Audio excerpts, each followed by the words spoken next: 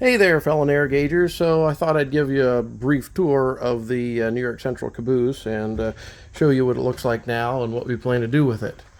Um, so when we set the caboose out front of the property, where we're standing at this end here will be towards the road, and that far end there will be pointing back towards the Todd building, which would be on the left, and then the engine house, the current engine house, which would be on the right.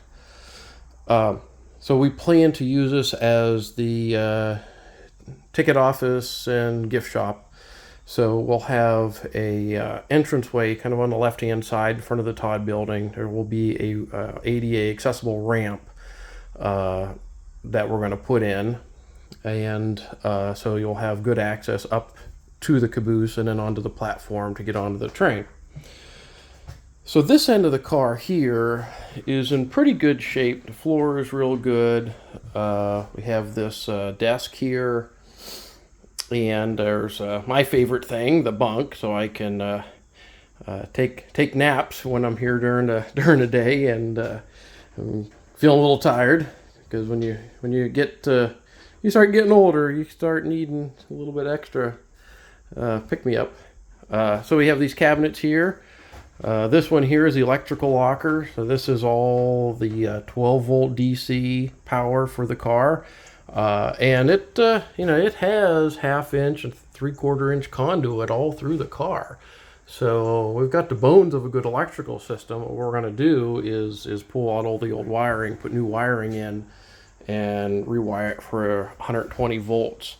I also think that I'm going to move the solar installation down here into this cabinet and put the batteries in here, put the inverter, the charge controller and all that in here, and then feed it from the solar panels and then feed power out of the caboose. One reason doing that is because the lithium ion batteries do not charge below 35 degrees, and I'd like to have a place that I can keep warm to keep the batteries warm. And I think that we can have a little bit of heat in this caboose year round, enough to keep the batteries warm enough to keep them serviceable. So that's the plan for this. And then some of the other cabinets here, just big open lockers. I think initially this end of the car will be my office for taking care of business for narrow gauge, and move a lot of what I do from home in my home office over here. And then I'll just use some of these lockers for record storage and whatever. Some of the others we can keep extra merchandise in or whatever we need to store. There's also room underneath the bunk. There's additional storage space there. There was another bunk here that this is going to come out. This was the fuel tank for the diesel stove, and we're not going to use that. So this is going to come out. I'm kind of thinking we're going to put some maybe some kitchen cabinets here and a countertop, and then a couple of cabinets up here, so that we have an area to put the coffee maker, food, snacks, whatever we can have right here. So, maybe some days I don't have to run out at lunchtime to get some food. I might have something right here. The middle section where the bay window is, we're just going to leave the 2 original seats in here, and probably replace the windows and get rid of this crazed plexiglass and put something in that you can actually see out of. The windows do open. I got this side here to open, and it's getting stuck, so I've got to play around with it. Probably it's rust jacked underneath, so I'll fix that here before too long. So that brings us to where the stove is at. I have a coal burning caboose stove at home that I think I'm going to put in here, and so probably for heating in the winter we'll have a little, I don't know, maybe a little propane heater, just enough to keep the car above freezing. And then when we're here during the day or something, come in and start a fire in the stove, and then we can have a little bit more heat. Now we're here on the right hand side, the cobbled together Conrail toilet that they put in here. So we're taking that out. So I've already cut this wall off and got rid of the door, and we're going to pull the john out, and already got the sink out of there. This here was the original toilet compartment, and they just moved it over over to here. We'll leave that one in, block up that hole there. It needs a door. It doesn't even have a door, so we're going to put a door on that.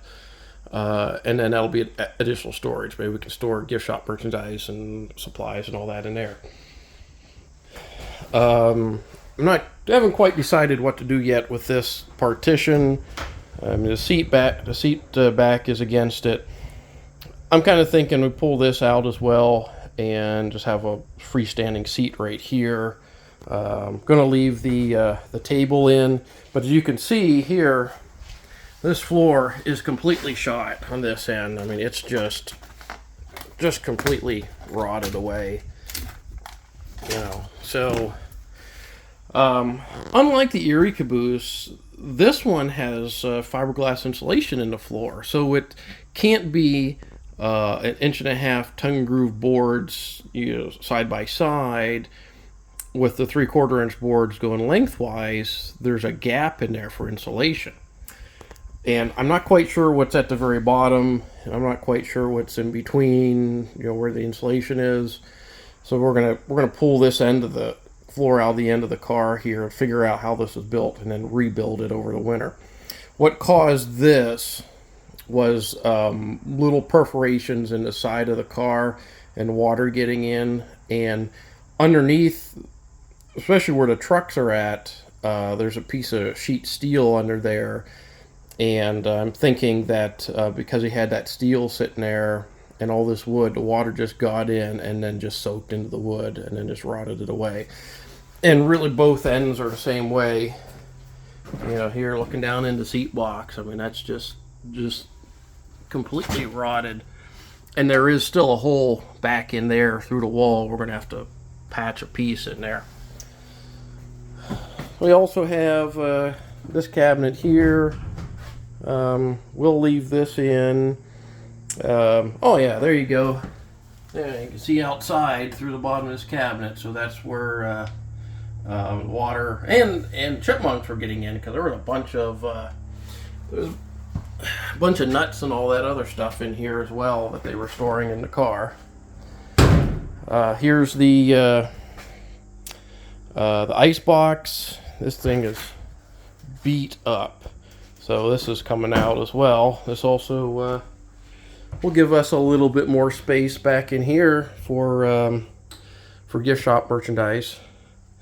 The seller was gracious enough to leave this map in here, the Pittsburgh Terminal District.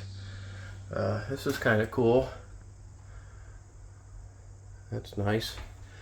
Yeah, this is basically the way this car looks.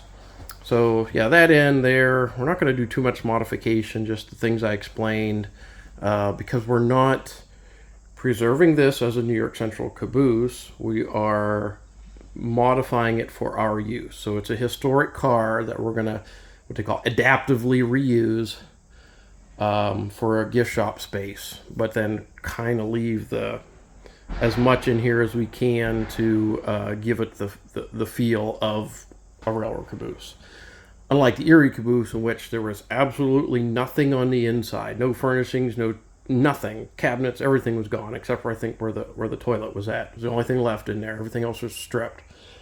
This car has a lot of the original furnishing, so we're going to take out what we don't need, modify what we're going to keep in here to suit our purposes, and the car will look pretty good when we get it done. Let's see, what else can I show you here?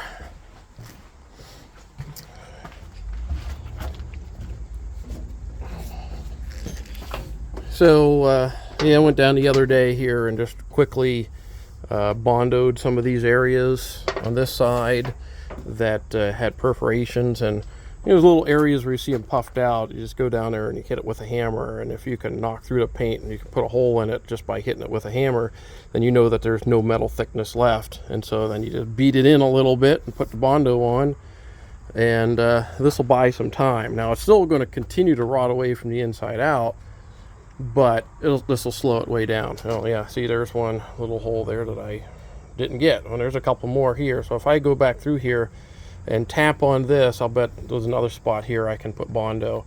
It's kind of feels like there'd be holes in there. All right, and yeah, this is right where that table is on the inside, and this was all wide open, so the water would just come down through here and then right into the car and soak that. And yeah, you can see all the wood here. So there is like a 3/4 inch tongue and groove. There's the insulation, and it feels damp, and it more than likely, you know, furring strips running this way here to give a little gap for the insulation, and then they put the tongue and groove in on top of that. A little different way than International Car Company did, because this was built by St. Louis Car Company. And interestingly enough, this car was built 1952, and that was built 1953, so they're only a year apart in construction. On this side here, okay, you can see this section here, and we'll go through and just do a proper repair, and then just cut this back here, and then just put a piece in. Now, where they had put the fuel tank in, there was a filler neck here, giant hole in the side of the car. So this is an old no trespassing sign. Actually, I've got a stack of new old stock trespassing signs, the right thickness of aluminum, just for doing temporary patches. And this is the vent for the fuel tank. There were several holes on the roof. I think there were 3 vents. You got your smoke jack there, and then there were 3 vents on the other side for the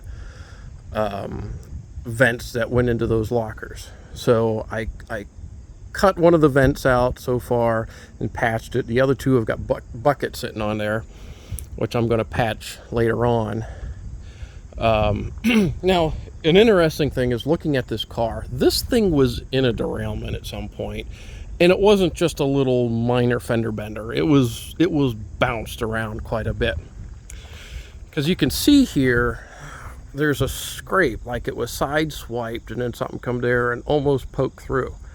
It has the same damage on the roof, except for at the end of the dent, there is a hole poked through. So you have a scrape here, and then there's a scrape up on top. And then both ends have a little dent right there, and the other side's actually worse than this side, where this is dented in. And then some of the handrails are kind of dented, but then the biggest thing is, well, look down that side of the car. Look how that bay window is pushed in, and that whole wall is pushed in at the far side of the bay window. Plus you got another dent right there. I mean, this car went through some sort of a somewhat major derailment here. I mean, to bend that in, that's probably why the doors and the cabinets on the inside don't fit up right, because the whole car's been tweaked. And on this side here, yeah, you can see how that's all dented in. So yeah, it's got a bit of a history to this car, and you know, if anyone finds any information or pictures or anything of the 21747 getting in a derailment, and this is not the New York Central number, it was something different. I just can't remember it off the top of my head. But I'd sure like to find out what happened to this thing. But oh well, just a little bit of battle damage to add to the character of the car. So all right, that's all I got for today. I'm just going to keep working on pulling some of that unnecessary stuff out of the car while we're waiting for everything to fall into place to get the area out front prepared, and then we'll set the car in place out front. When that happens, I'll put up another video of the of that going on and what the car looks like in its new place. So, all right, everyone, take care.